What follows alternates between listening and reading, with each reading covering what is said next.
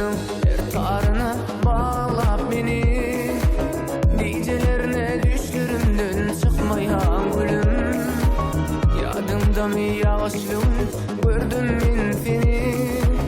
Şonu sana yüreğimi verdim sevgilim. Hey saçlarının her tarına bağlap beni. Gecelerine düşlerimden çıkmayan gülüm. Yadımda mı yağışlığın gördüm men seni. Şonu sana yüreğimi verdim sevgilim. Damca olup damsan kıyık köңlüňe sen. Yar köňlüňe teşne boldum men süýgü bolup girsem. Yüreğime sen, sensiz yüreğime yarım süýgü kim?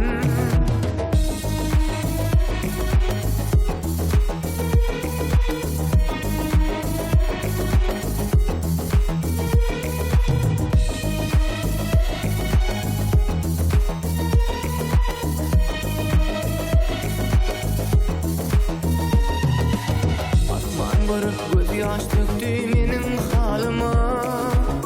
Sen duyman men sevgimi koydun garıma.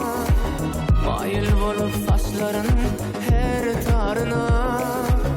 Yağışlı gün geldim yine senin yanına.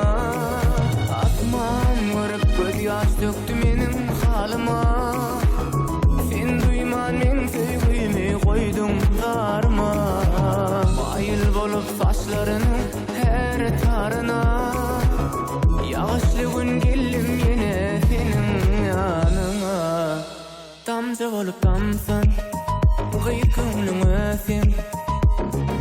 Yar köňlüňe teşne boldum men süýgü bolup girsem.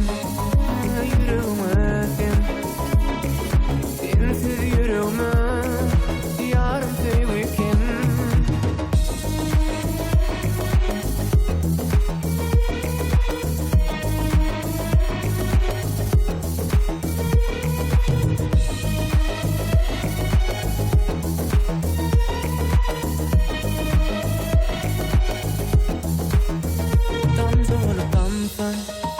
Kıyık köňlüňe sen.